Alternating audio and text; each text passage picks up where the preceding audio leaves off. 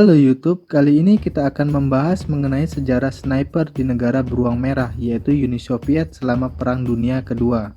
Saat ini, negara tersebut telah berganti nama menjadi Rusia.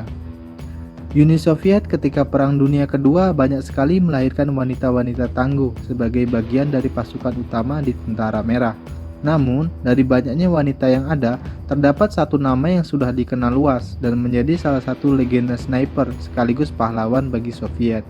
Ia adalah Lyudmila Pavlyuchenko yang telah diakui oleh dunia sebagai wanita paling mematikan yang pernah tercatat di dalam sejarah, dengan berbagai macam penghargaan selama Perang Dunia Kedua. Akan tetapi, di balik kisahnya yang gemilang tersebut, ternyata Pavlyuchenko sangatlah tertarik dengan yang namanya sejarah. Bahkan ia mendapatkan gelar dokter di bidang tersebut. Lalu bagaimana kisah legenda sniper ini? Simak terus video ini. Ia memiliki nama lengkap Lyudmila Mikhailovna Pavlyuchenko. Ia merupakan wanita yang berjuluk Lady Di atau Nyonya Kematian dari Uni Soviet. Pavlyuchenko dikenal sebagai sniper terbaik di dunia sepanjang sejarah. Bahkan namanya berhasil mengalahkan sang legenda sniper dari negara beruang merah tersebut, yaitu Vasily Zaitsev, yang sempat diangkat ke dalam film layar lebar melalui Enemy of the Gates. Perempuan berparas cantik ini lahir pada 12 Juli 1916 di sebuah kota kecil bernama Belaya, Treskova di Ukraina, yang pada saat itu merupakan bagian dari wilayah Uni Soviet. Sejak kecil, ia sudah memiliki kegemaran dengan berburu hewan dan ketika ia berusia 14 tahun, Lyudmila Pavlyuchenko dan juga keluarganya memutuskan untuk pindah ke wilayah Kiev untuk bekerja di pabrik senjata. Kemudian pada masa remaja, Lyudmila Pavlyuchenko tertarik untuk mengambil sebuah jurusan sejarah di Universitas Kiev. Ia dikenal sebagai siswi yang cerdas dan juga tomboy. Ia kemudian mendapatkan gelar masternya pada tahun 1937. Namun, keinginannya untuk melanjutkan studinya di bidang sejarah harus terhenti ketika Uni Soviet ikut terjun dalam Perang Dunia Kedua untuk menghadapi Jerman yang dipimpin oleh Adolf Hitler, sehingga seluruh kegiatan pendidikan dihentikan dan dipusatkan untuk persiapan dalam menghadapi peperangan. Lyudmila Pavlyuchenko tertarik untuk membantu Uni Soviet dalam Perang Dunia Kedua dengan menjadi relawan untuk membantu tentara yang berperang pada Perang Dunia Kedua tersebut. Namun, Lyudmila Pavlyuchenko memiliki bakat yang sangat baik dalam menembak. Hal ini memang sudah terlihat dalam lingkungan pergaulannya yang didominasi oleh para laki-laki, sehingga ia menjadi sosok yang kompetitif dan juga dapat bersaing dengan laki-laki seumurannya, khususnya dalam lomba menembak yang rutin diadakan di Kiev saat itu. Ia juga sering mendapatkan medali. Terlebih lagi, Lyudmila Pavlyuchenko pernah bekerja di pabrik senjata di Kiev. Tidak ingin menyia-nyiakan bakatnya tersebut, akhirnya ia dimasukkan ke dalam pasukan batalion infanteri darat yang terdiri dari 200 sniper.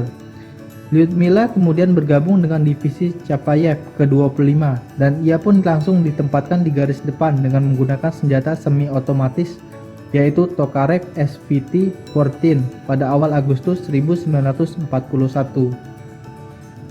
Dalam pengalaman pertamanya ini, ia berhasil meraih hasil yang gemilang karena pada akhir Agustus 1941, Lyudmila Pavlyuchenko berhasil membunuh sekitar 100 orang yang sudah terkonfirmasi.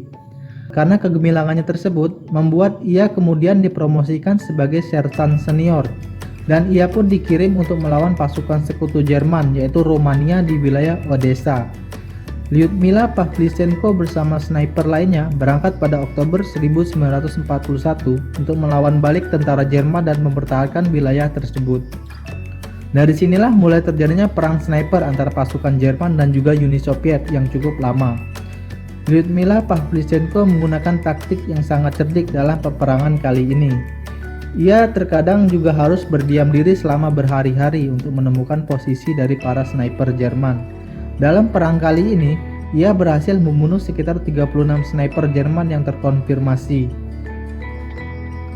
Selama 8 bulan mempertahankan Sevastopol di wilayah Odessa, Ia kemudian kembali ke Uni Soviet dan mendapatkan kenaikan pangkat menjadi letnan pada tahun 1942, dan ia sudah membunuh total sekitar 257 orang tentara Jerman dan juga sekutu, termasuk para sniper.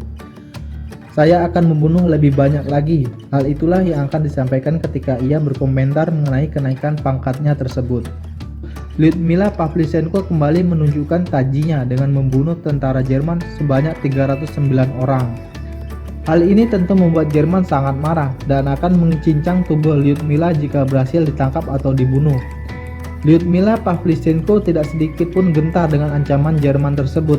Hingga pada Juni 1942, Lyudmila Pavlichenko terluka akibat serangan dari mortir Jerman, dan ia segera ditarik dari kesatuan untuk proses pemulihan. Setelah pulih, ia diliburkan dari tugas dan dikirim ke Amerika dan juga Kanada untuk melakukan hubungan diplomasi. Lyudmila Pavlichenko merupakan orang dari Uni Soviet pertama yang berhasil menginjakkan kaki di Gedung Putih ketika Amerika dipimpin oleh Presiden Franklin D. Roosevelt. Kedatangannya di Amerika dan juga Kanada disambut meriah. Bahkan atas nama besar Lyudmila, Inggris memberikan 3 unit X-ray yang bernilai 4.516 pound sterling bagi tentara Angkatan Darat Uni Soviet.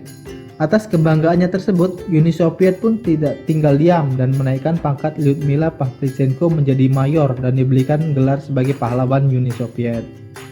Namun hingga Perang Dunia Kedua berakhir, Lyudmila Pavlichenko tidak lagi ditugaskan sebagai pasukan utama.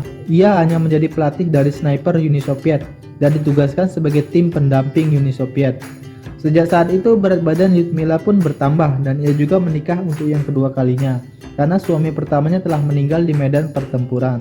Setelah Perang Dunia II berakhir, Lyudmila Pavlichenko kemudian tertarik untuk melanjutkan studinya di bidang sejarah dan ia berhasil mencapai gelar doktor. Kemudian ia menjadi sejarawan bersama dengan tim peneliti dari Angkatan Laut Uni Soviet. Lyudmila Pavlichenko kemudian meninggal pada 10 Oktober 1974 pada usia ke-58 tahun. Dan ia pun dimakamkan di Moskwa atau sekarang Moskow, Rusia. Untuk menghargai jasa-jasanya, kemudian diterbitkanlah sebuah perangko dengan wajah Lyudmila Pavlichenko untuk mengenang jasa tersebut sebagai sniper paling mematikan sepanjang sejarah. Nah, itu tadi sedikit sejarah mengenai Lady of Death Lyudmila Pavlichenko sebagai seorang pembunuh berdarah dingin sekaligus pahlawan bagi negaranya. Jika video ini bermanfaat, mohon bantuannya dengan klik like and share ya. Terima kasih.